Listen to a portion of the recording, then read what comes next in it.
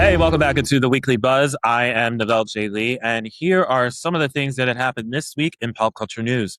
As many of you are officially aware, Comic-Con in San Diego took place, and we were not there to celebrate. Yeah, I was feeling a little bit of the FOMO, and we had really good reason to. So if you haven't been following, here are some of the highlights. First, Coyote versus Acme had a special premiere this weekend at Comic-Con, and I'm very sad that I missed it because I was so excited that this is now going to be premiering in theaters, which is next month, August 28th. And everybody who went wanted to see it, had the opportunity to see it ahead of time at the special screening. And from what I saw of the reviews, it's definitely getting me hyped because from what I saw, it was definitely positive. So I am totally excited for Coyote versus Acme. I'm a little bit jealous that you guys got to see it a month ahead. But you know what? I am so glad that the reviews remained upbeat and that they were so excited that it's now being released and everybody should be watching it. So I'm all about that life. So August 28th, I will be in theaters to see it. So that was one of the events that took place. But of course, everybody's talking about Marvel.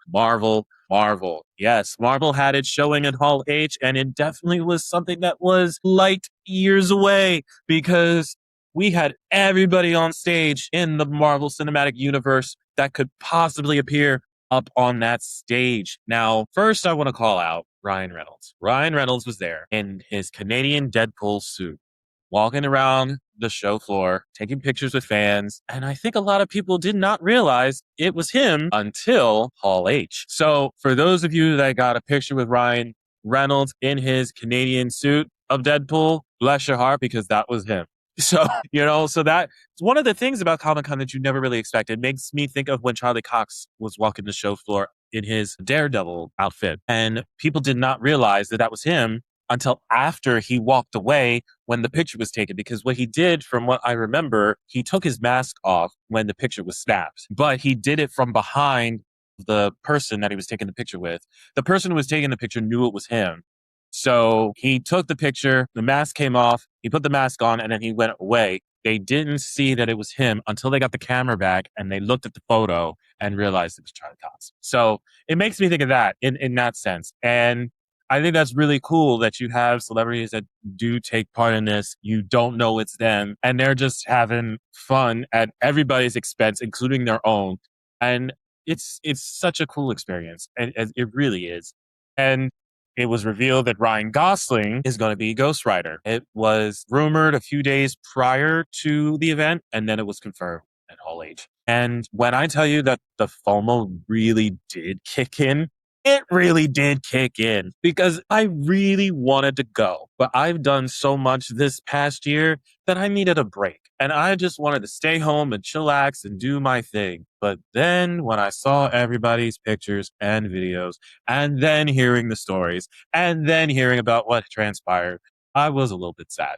I was a little bit sad, and I was experiencing the moment where I was like, okay, I should have should have sucked it up and just went ahead and did it. And it is what it is. But you guys, it happened. They had fun. Everybody had fun. I'm so happy that another one was in the books. I do want to call out some of the fans that I have been seeing on social media that talked about, one of which they felt that I guess the recession hit Comic-Con in a sense.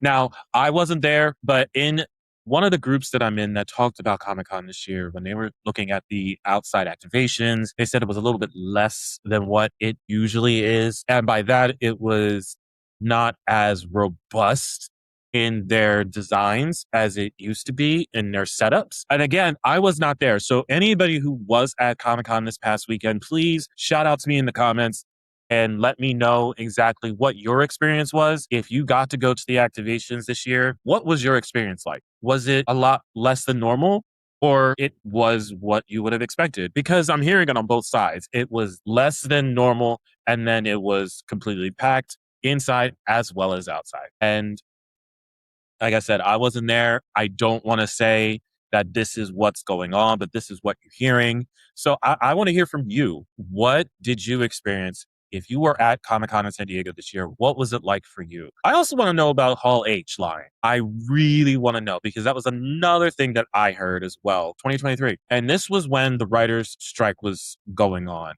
And I believe the actors strike just started. We were able to stand in Hall H at the time because there really wasn't anything going on because of the strikes. But when we first did it, the thing that we were told by security is that you could have your spot saved if you needed to leave, go to the bathroom, take a shower, whatever. Because as you know, when it comes to Hall H, everybody's camping out because it's so long to get your wristband, stay in that line. Everybody's just, they're sleeping in the grass, they're sleeping in the sidewalk because they want to get into Hall H. So we were told that if you have to get out of line, if you are with somebody now, you can only save a spot for one other person. It's used to be where I think it was a whole group of 4. Now it's just one. But either way, you still could have saved that spot for that person if they had to go back to their hotel room, take a shower, brush teeth, whatever. They could have their spot saved once they come back and then they go back to that spot. I'm hearing that this is a little different this year. Apparently, when the people did step out of line, they had to go back to the beginning of the line. So they could not get back into the spot where they were at. And that sucks because I remember the Deadpool and Wolverine line. Now that line went all the way past the Superdome, but I heard it was further than the Deadpool and Wolverine line for everybody standing in line for the Marvel showcase. I love y'all for having that stamina, but as I told one of my friends today, there is absolutely no freaking way that I would stay in that line. There's just no way. As much as I want to get inside Hall H, no, absolutely, positively, no spells no. I don't know how you do it. I really don't know how you guys do that. But that's definitely not my wheelhouse. So there's just no way. But I definitely applaud it. And there was that as well. And then the final thing I will mention that I saw on the other side of the spectrum, which was on Threads, and I really wish I got the screen name of this because I wanted to shout her out, but she said that she is experiencing Ryan Reynolds fatigue. And I I was just cracking up at the fact that there are a lot of people on that side of the spectrum that feel the same way. Some felt the same way since he was on Two Guys, a Girl, and the Pizza Place.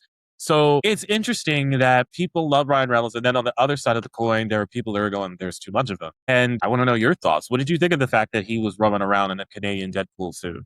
Did you like the fact that he was doing that with fans? Did you think that he's now just too much in the scene and he needs to take a step back? But what are your thoughts about the whole Ryan Reynolds escapade? And they announced the new Black Panther. They announced the new Black Panther as well. So that's going to be exciting as well. And I really think he's going to do a really great job. And I apologize for forgetting your name, but it was just an amazing day of announcements from Kevin Feige. Hopefully I said that right. It could be Feige, but I think it's Feige, Finkelheimer Schmidt. I think it's Feige. I never met the man. I never had the pleasure of having him on the podcast. So I apologize for getting your name wrong. But if you ever stop at our show, I'll make sure that your name is perfectly said by me whenever you're here. There were a lot of people who reported on their socials during the time of Comic-Con, so please check them out, especially my friend Brandon Davis. And when I saw that he got into Hall H and interviewed everybody after the Marvel Spectacular Showcase, it was like me smiling like a big brother at him, because after everything that he's been through and what he did to build himself up for his own outlet, his own being for the Brandon Davis Show, I'm so proud of him that he was able to do that, and he is still going strong. What happened to him, it didn't set him back. If anything, it moved him forward. And that's really what you want to see. I love a good come-up story, and he's got a great one. So mad support to you, man. I'm so proud of you, watching you do your thing and seeing how humble you were after you had done that. It really warmed my heart. So congrats to you, man. I'm sitting here. I'm going to continue to watch you prosper because I know you are. And you were great. You were fantastic. And those who saw Coyote versus Acme, I want to know your thoughts as well. Please drop them in the comments below, because I really want to hear what you thought of the movie, because I'm excited for that. Come August 28th, you will see me in theaters. I am going to be sitting, well, not in the front row, but I'm going to be sitting close so I could see this for myself. As a big Looney Tunes fan, I am excited for this. And I wish I had my TV on right now, because the Bugs Bunny Spectacular on Me TV Tunes is on to celebrate his birthday. But that'll probably be on once this wraps up. Anyway, that is what's been going on this past week. Everything pretty much took place at Comic-Con in San Diego. I will see you guys there next year. So make sure you save that spot for me. But for now, that's the Weekly Buzz. I'm NaVell J. Lee. Keep getting the latest buzz with Buzzworthy Radio by liking, following, and subscribing here on Spotify, as well as on all major podcast platforms. We'll see you next time. Thanks for tuning in to The Buzz. Catch all episodes on Spotify. Remember to like and subscribe. Visit buzzworthyradiocast.com.